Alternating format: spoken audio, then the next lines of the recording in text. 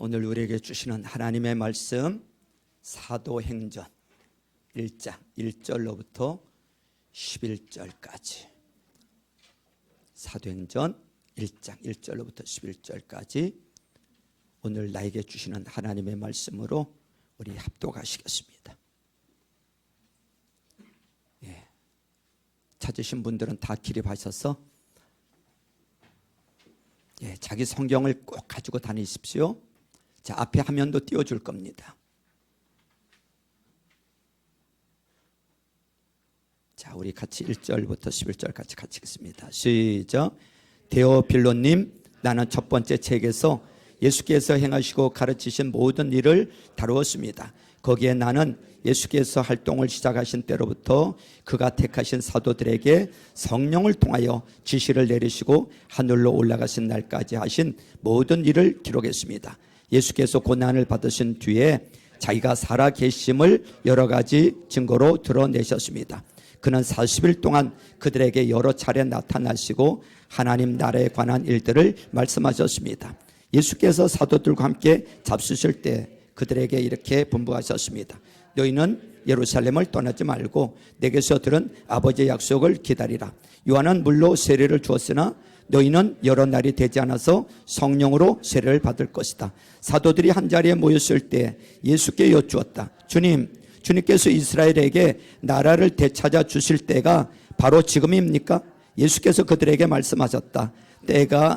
때나 시기는 아버지께서 아버지의 권한으로 정하신 것이니 너희가 알 바 아니다. 그러나 성령이 너희에게 내렸으면 너희는 능력을 받고 예루살렘과 온 유대와 사마리아에서 그리고 마침내 땅끝까지 이르러 내 증인이 될 것이다. 이 말씀을 하신 다음에 그가 그들이 보는 앞에서 들려 올라가시니 구름에 쌓여서 보이지 않게 되었다. 예수께서 떠나가실 때 그들이 하늘을 쳐다보고 있는데 갑자기 흰 옷을 입은 두 사람이 그들 곁에 서서 갈릴리 사람들아, 어찌하여 하늘을 쳐다보면서 서 있느냐? 너희를 떠나서 하늘로 올라가신 이 예수는 하늘로 올라가신 것을 너희가 본 그대로 오실 것이다 하고 말하였다. 아멘. 서로 좌우편에 축복합니다. 하늘복 많이 받으세요. 하늘복 많이 받으세요. 네. 따라서 해보세요. 하나님을 기쁘시게, 사람을 행복하게. 부모님이 행복해야 자녀도 행복해집니다. 내가 행복해야 전도도 할 수 있는 거예요. 여러분들 행복하시길 바랍니다. 자, 사도행전은 누가 기록했죠? 일부 예배 때 어떤 사람이 바울이라고 하는 분도 계신데, 사도행전은 누가 기록했어요? 누가가 기록했죠. 자, 이 누가가 기록한 게, 자, 신약 성경이 몇 권이에요? 27권이죠. 그 중에 2권을 기록했어요. 뭐와 뭐죠? 누가복음과 사도행전이죠. 자, 여러분, 이 2권이라 27권 중에서 2권이라고 해서 여러분 적은 분량이 아니에요. 응? 여러분, 그 비중은 만만치가 않습니다. 같은 대상을 향해서 기록을 했어요. 오늘 1절에 보니까 누구에게 기록한 거예요? 데오빌로님. 응? 여러분, 아마도 누가복음도 그렇고요, 이 사도행전도 그렇고요, 데오빌로에게 보낸 편지예요. 로마의 어떤 고위층이었던 것 같습니다. 이름의 뜻은 이렇습니다. 데오빌로 합성어예요. 데오스, 하나님이란 뜻이에요. 그리고 이 필로스, 사랑한다, 그런 뜻이에요.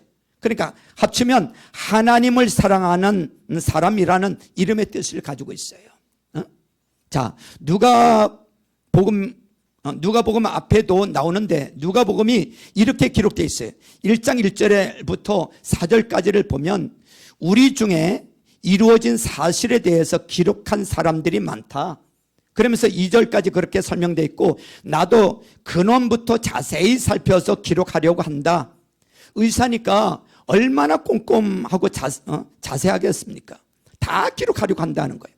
그리고 이유는 뭐냐면 각하 데오빌로가 알고 있는 바를 더 확실하게 만들기 위해서 내가 꼼꼼히 기록한다. 이런 식의 기록 의도를 설명하고 있습니다. 여기서 저는 누가복음 1장 1절의 표현이 참 중요하다고 생각을 하는데요. 일어난 일들에 이렇게 말하고 있어요. 일어난 일들에. 그러니까 누가가 기록한 그 기록의 원칙은 어떤 풍문이나 소문이나 추문 이런 것이 아니고 팩트, 사실에 입각해서 기록했다 이런 이야기예요. 그러니까 이것은 상상도 아니고 추문도 아니고 풍문도 아니라는 거예요. 이 사실이라는 것을 보여주는 것 중에 저한테 개인적으로 인상 깊었던 게 뭐냐면 누가복음 24장 10절에 보면 예수님의 부활의 첫 번째 증인들이 나와요. 거기 보면 쭉 여자들 이름이 나오거든요. 여러분 그 당시에 이스라엘 풍습하고는 이게 맞지 않다고 생각을 합니다. 이스라엘은 지금으로 생각하면 죄송한 얘기지만 그 당시에 여자들은 증거 능력이 없었어요. 여자가 100명이 증거해도 증거 능력이 인정받지 못했어요. 이거 뭐 누가 몰랐겠습니까? 알고 있었겠죠. 그럼에도 불구하고 여자들을 부활의 첫 증인이라고 기록하고 있어요. 왜 그렇습니까? 사실이니까. 팩트니까. 그러니까 꾸미려고 한 의도가 하나도 없다는 것입니다. 의도적으로 침묵하려는 의도가 없다는 거예요. 그러니까 여자들이 먼저 봤다. 그거 다 생략해버리고 그 다음에 베드로가 보고 요한이 봤잖아요. 그러니까 베드로와 요한이 봤다. 그래도 문제될 게 없어요. 굳이 여자가 먼저 봤다? 그냥 기록을 합니다. 왜요? 사실이기 때문에. 꾸밈이 전혀 없다라는 말씀인 것입니다. 특별히 사도행전에 이제 넘어오면은 사도행전 여기 오늘 이 사도행전 1장 9절로부터 11절까지를 보면 예수님께서 승천하시는 장면이 나옵니다. 구름 타고 하늘로 올라가시는 거 얼마나 대단한 일입니까 사실. 센세이션이죠. 근데 딱 세 줄로 설명을 하고 있어요. 그냥 간단히 설명해버려요. 왜 그렇습니까? 사실이니까.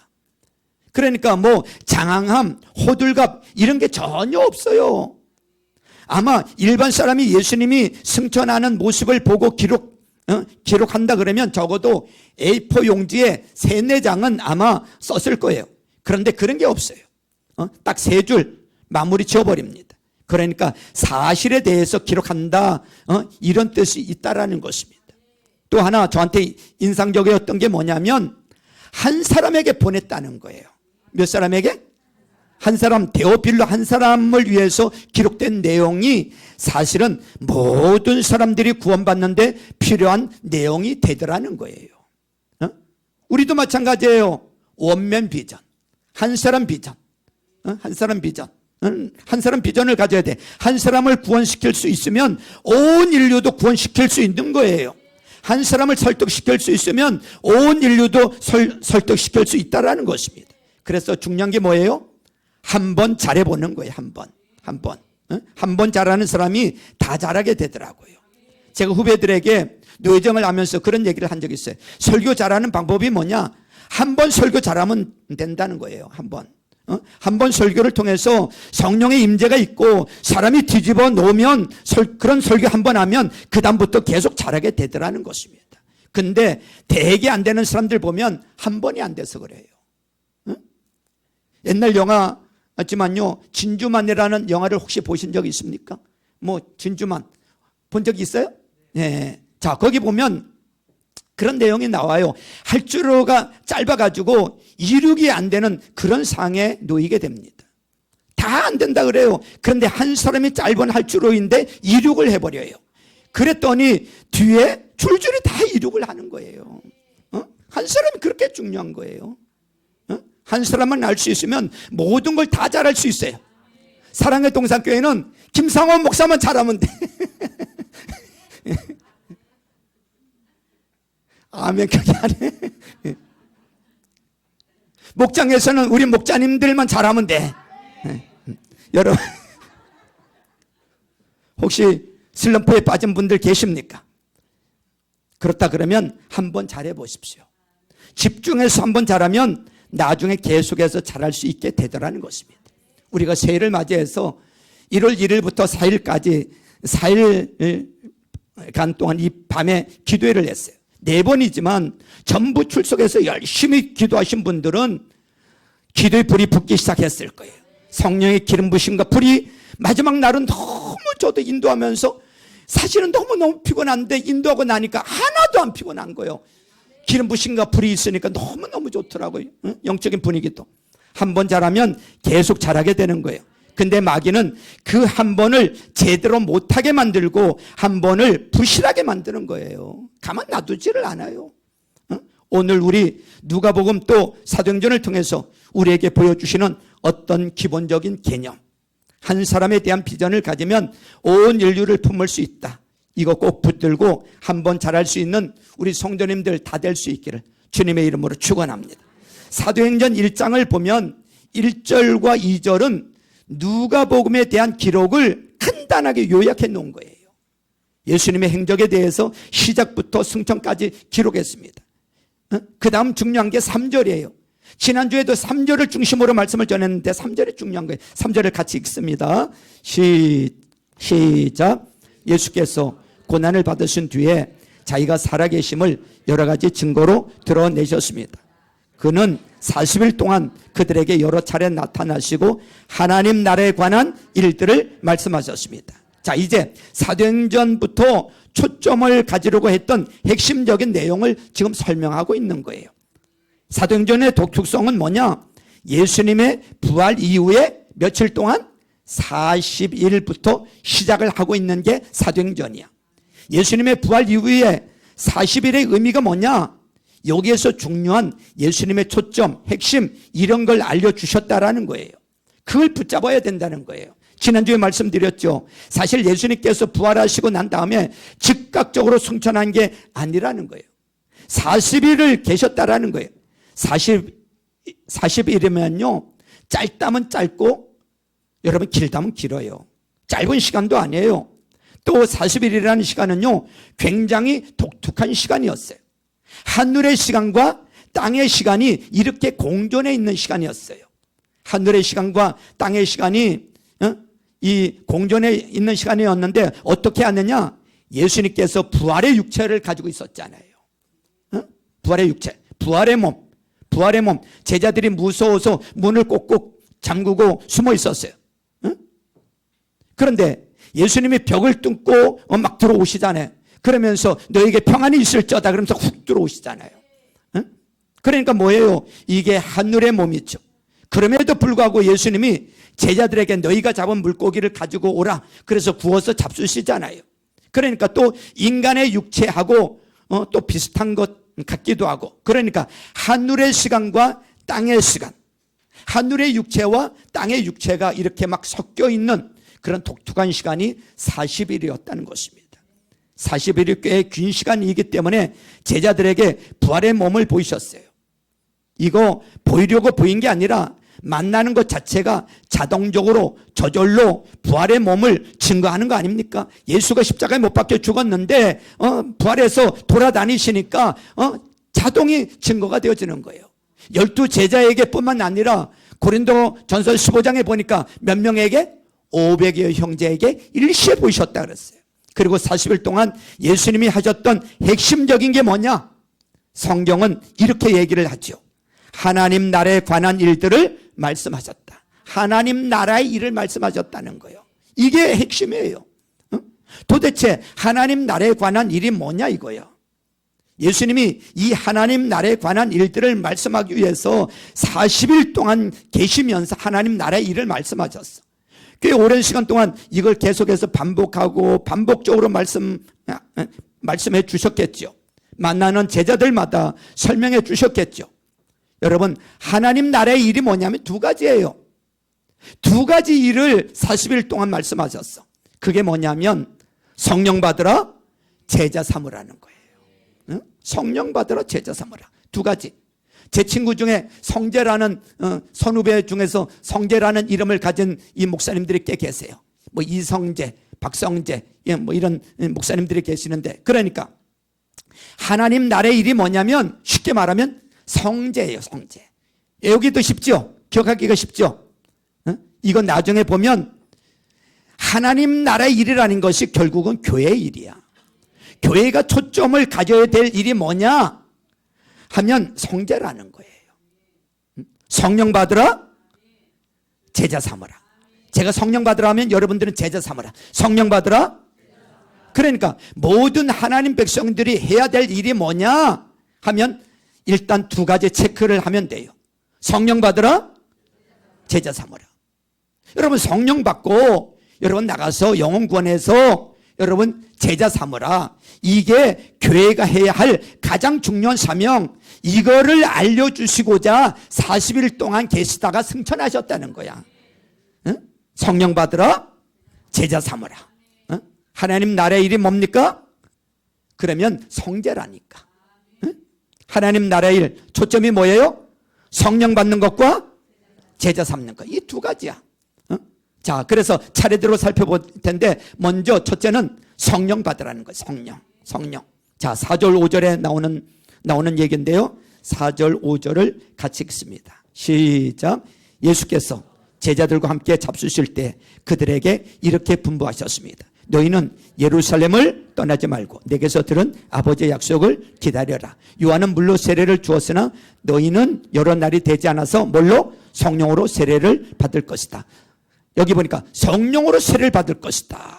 성령 받으라 이렇게 말씀하고 있는 거죠. 그러면 이전에 구약 시대에는 성령님이 안 계셨느냐? 아니에요. 구약에도 계셨어요. 엘리야 때 성령으로 사역하셨고요. 엘리사는 뭐라고 그래요?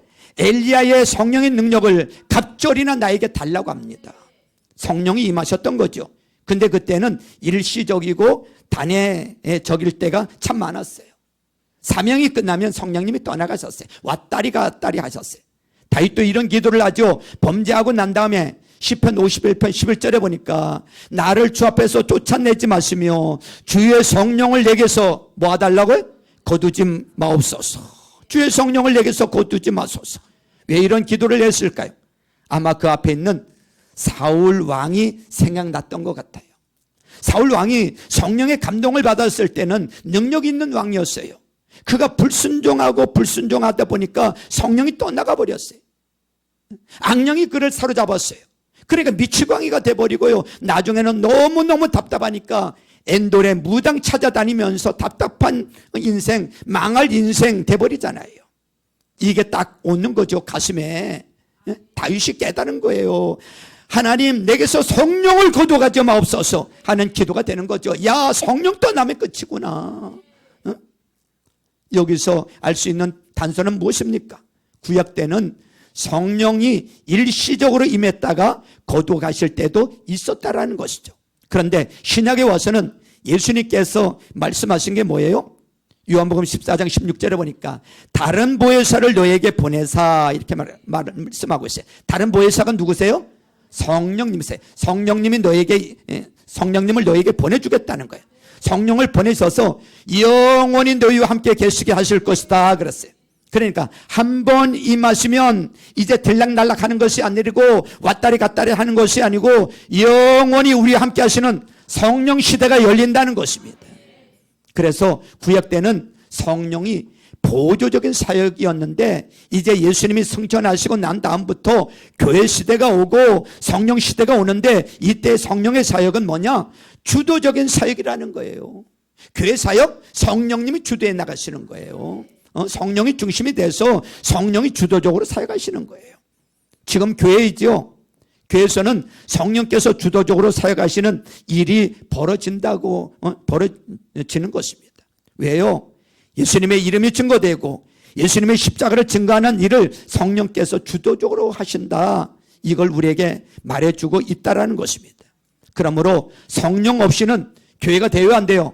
안 된다는 거예요. 성령 없이는. 여러분, 성령 없이 아무것도 할 수 없다라는 거예요. 그래서 뭐라 그래요? 뭘 받으라고요? 성령 받으라. 기다리라는 거예요. 예루살렘을 떠나지 말고 성령 기다리라고 말씀하고 있어요. 여러분, 행동보다 기다림이 어렵다는 거 아시죠?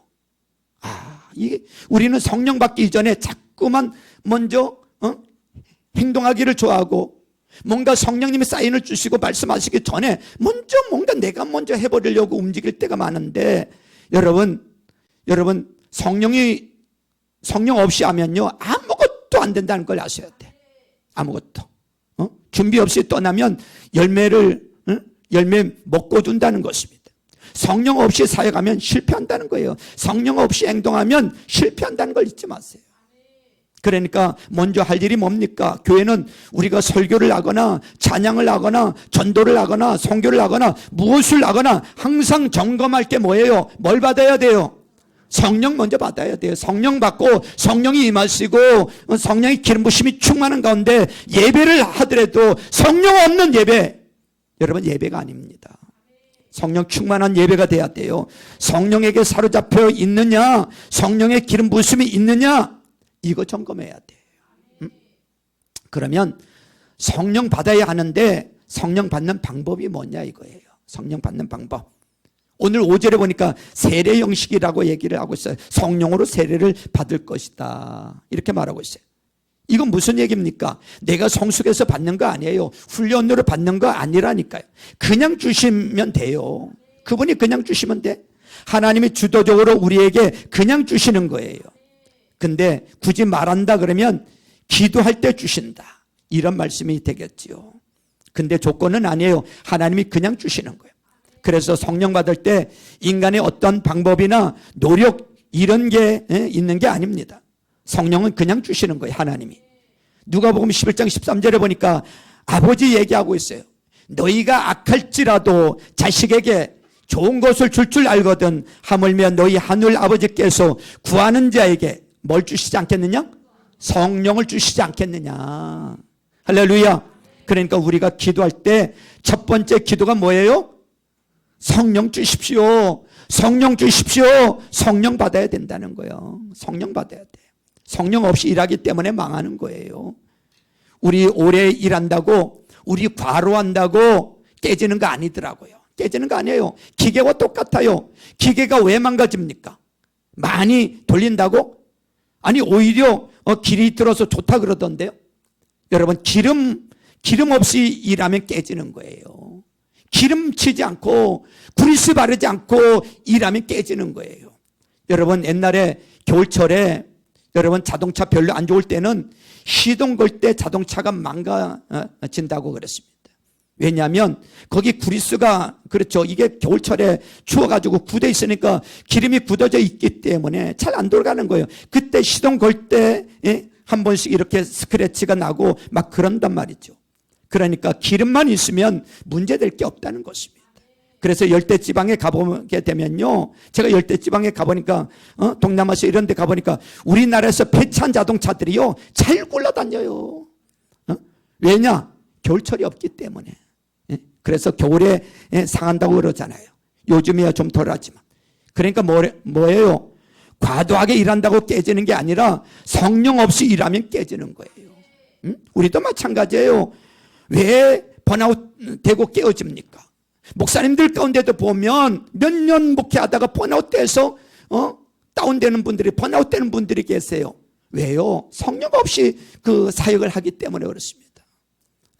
우리 목자 목녀들도 마찬가지예요. 성령 없이 사역하면요 얼마 못하고 번아웃 됩니다. 뭐예요? 1차적으로 뭘 받아야 된다고요? 성령 받아야 돼. 이게 40일 동안 예수님의 메시지의 핵심이에요. 성령 받으라. 성령 받지 않고는 아무것도 안 된다. 성령 받는 게 우선이다. 이거를 40일 동안 계속 말해준 거예요. 성령 받으라. 그래서 베드로도 예수님의 사역을 해상하면서 이런 얘기를 하잖아요. 고넬료에게 설교를 하면서 사도행전 10장 38절에 보니까 뭐라고 설교하는 줄 아세요? 하나님이 나사렛 예수에게 성령과 능력을 기름부터 부어줬다.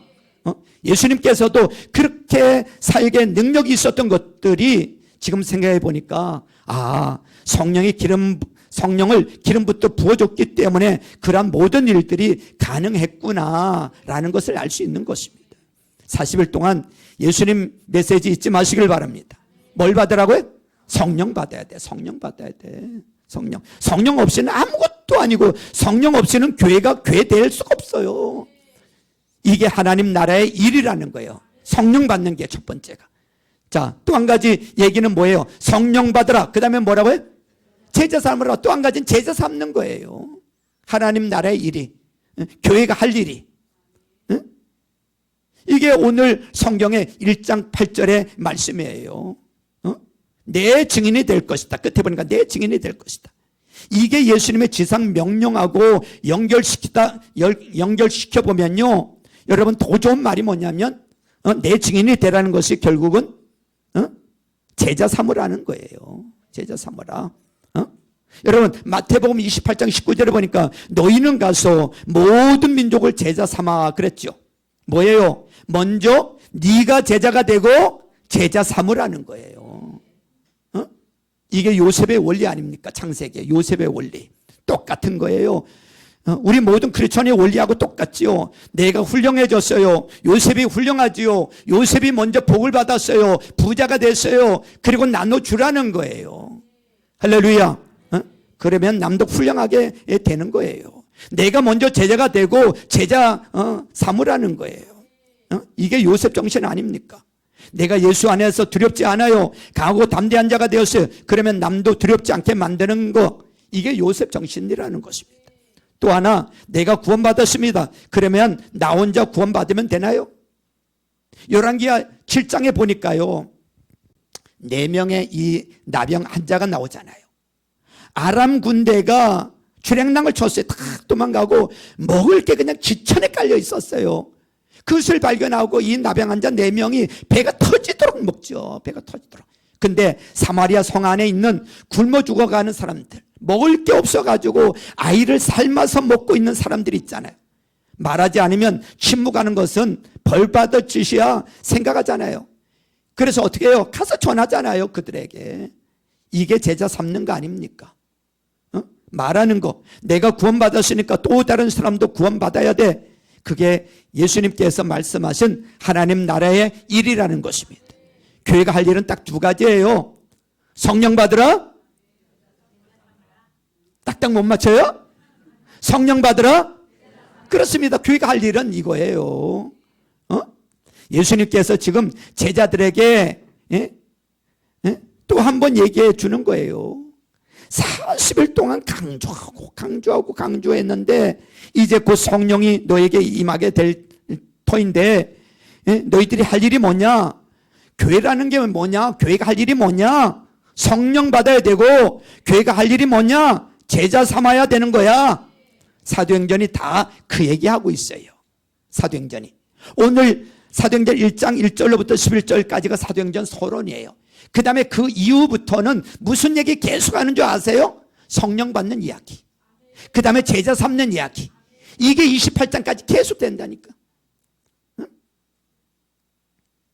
여러분 19장에 보면요, 에베소 사람들은 예수님은 아는데 성령은 모른다고 그랬잖아요.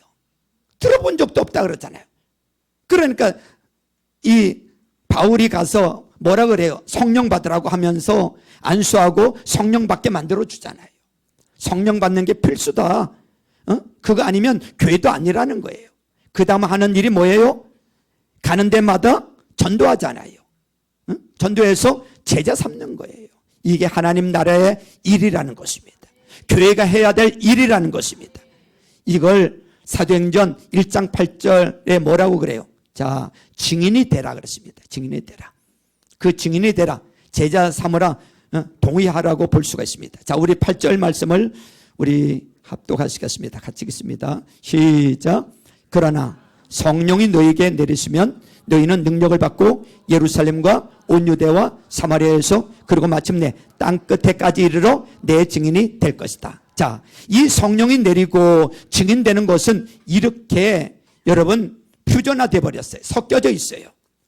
이 성령 받고 제자 삼는 것은 뗄래야 뗄 수 없어요. 성령을 받지 않고는 영권에서 제자 만들 수 없어요. 성령을 먼저 받아야 돼요. 그리고 성령 받고 그냥 성령 받고 예루살렘 교회처럼 그냥 모여서 가만히 있으라는 게 아니고 흩어져서 뭐 하라는 거예요?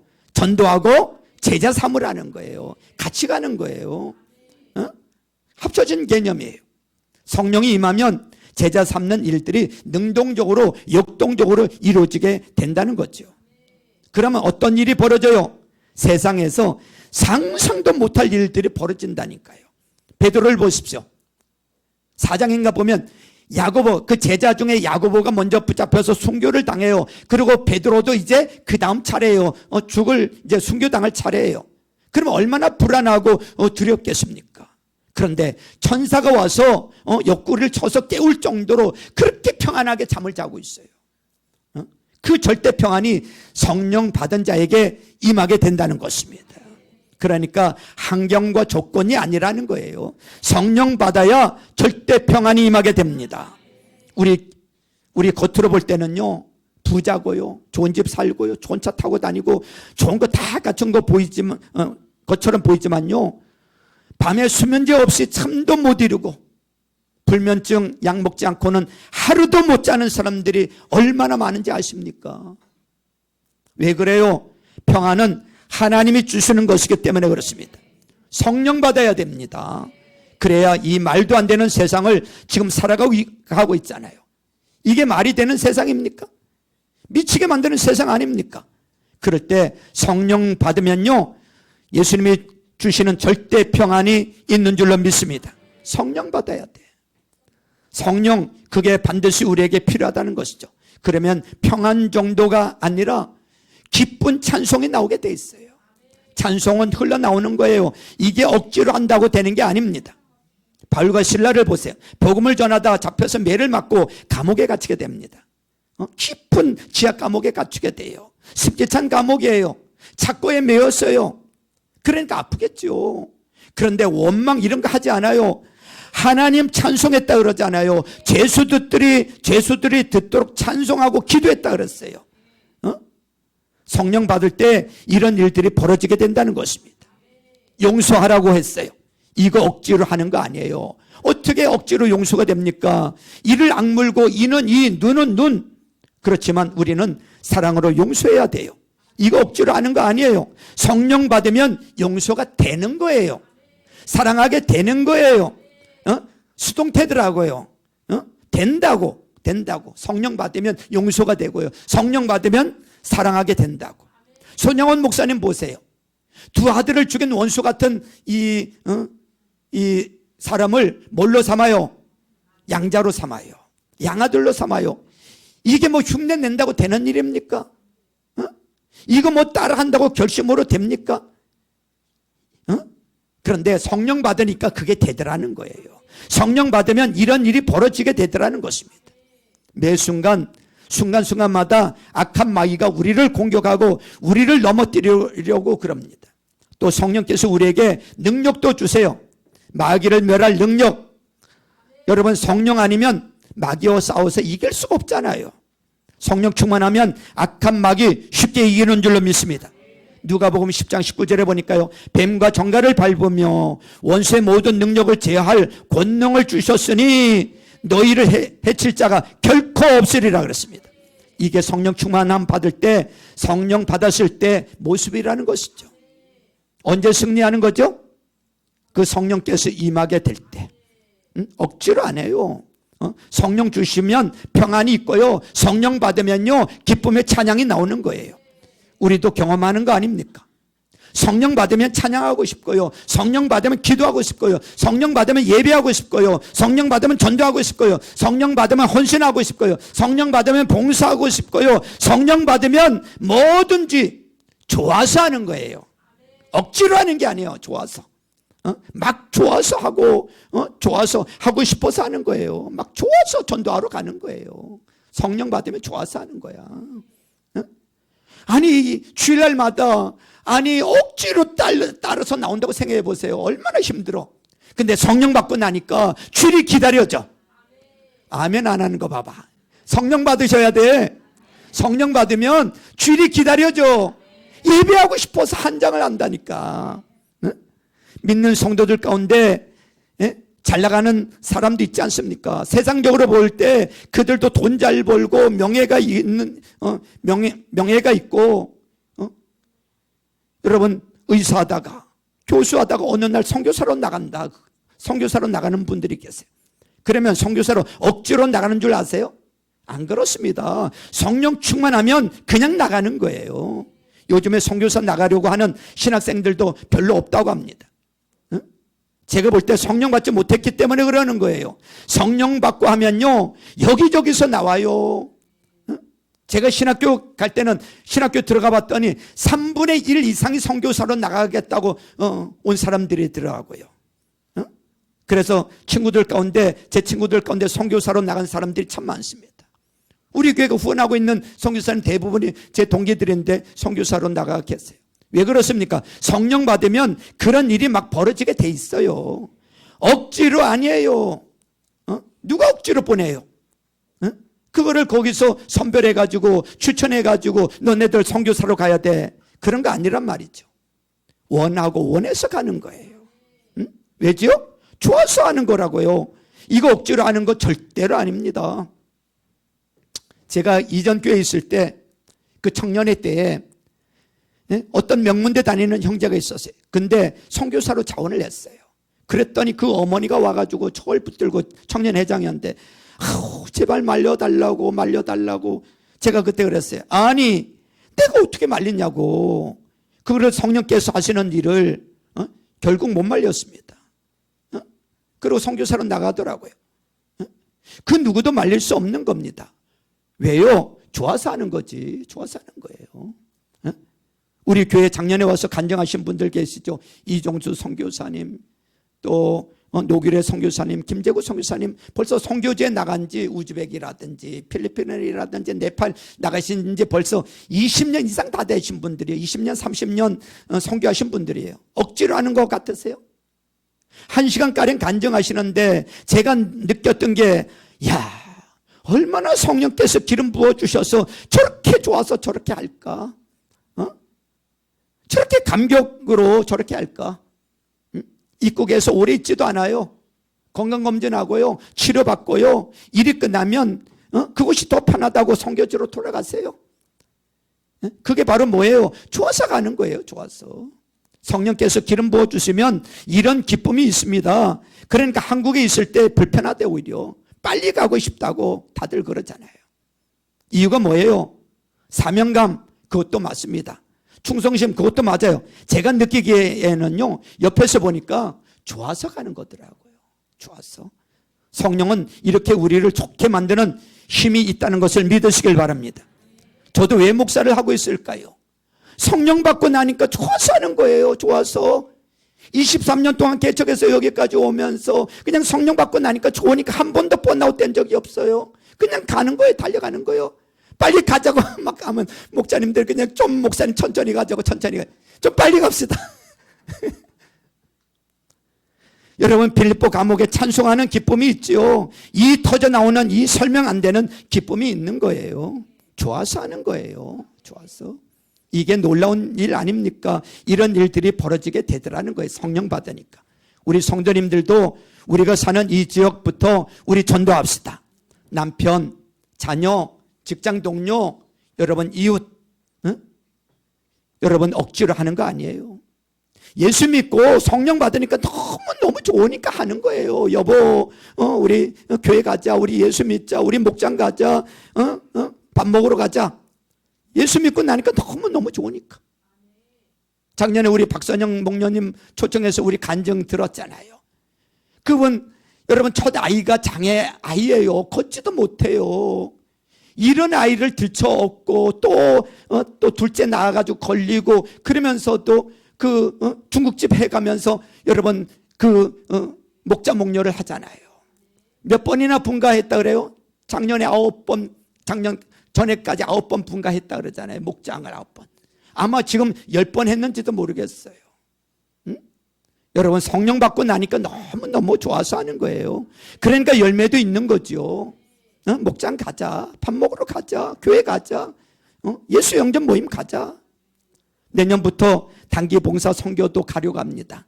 그래서 그걸 줄여서 단봉선이라고 부르는데 네팔도 여러분 시간 되는 분들 또 여건 되는 분들 네팔도 저하고 같이 가서 봉사하고 전도하고 오고요. 선교하고 키르기스탄도 우즈벡도 여러분 필리핀도. 왜 그래요? 좋아서 가는 거죠.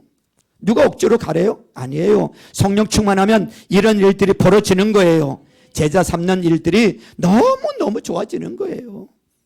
그거 못해서 못 견디는 거죠. 두 가지예요.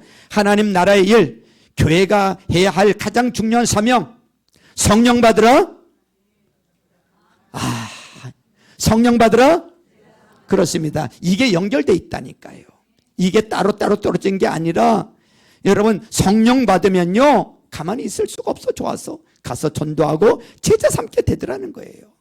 이 성령 받지 못하니까 맨날 인간적인 생각에 편한 곳, 평탄한 곳, 험난하지 않은 곳, 내 뜻대로 되는 곳, 이런 곳만 찾아가려고 해요. 구약에 보면 산당 제사를 하는 사람들이 있었어요. 산당 제사. 이스라엘 백성들 가운데 산당 제사를 못 버린 사람들이 있었어요.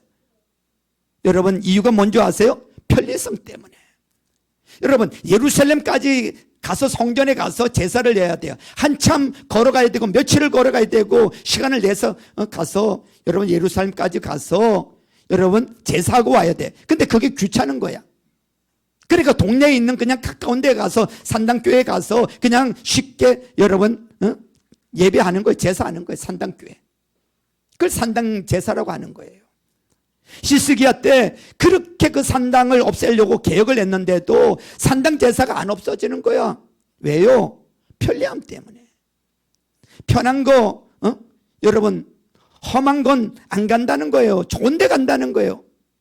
그러다 보니까 지금 한국 교회가 큰 교회로만 쏠리는 현상이 나타나고 있는 거 아닙니까? 편한 데 찾아가다 보니까. 그래서 어떤 목사님은 한국 교회를 산당교회라고 부르는 목사님이 있더라고요. 교회가 다 편안함을 쫓아가게 만들고 있다는 거예요. 산당교회라는 거예요. 여러분 편한 거 독약이라는 걸 아셔야 돼요. 이거 여러분 인생에 절대 도움 안 돼요. 여러분 우리 몸에 밀가루, 설탕 이런 게 몸에 안 좋다 그러죠. 똑같습니다. 편한 거, 좋은 거 이런 거 몸에 안 좋아요. 좁은 길 가야 됩니다. 십자가의 길 가야 됩니다. 이게 오히려 더 강력해지는 힘이 있는 줄로 믿습니다. 저는 가나안 정복하고 난 다음에 가나안 정복의 주역 두 사람 있잖아요. 누구죠? 여호수아하고 갈렙. 이 사람들이 저는 성령 충만한 사람들의 표징이라고 생각이 들더라고요. 자 보세요.